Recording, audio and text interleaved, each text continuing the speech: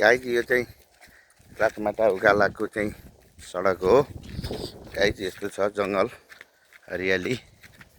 यहाँ चाहिँ बाँदरहरू पनि यस्ता यस्ता हुन्छन्।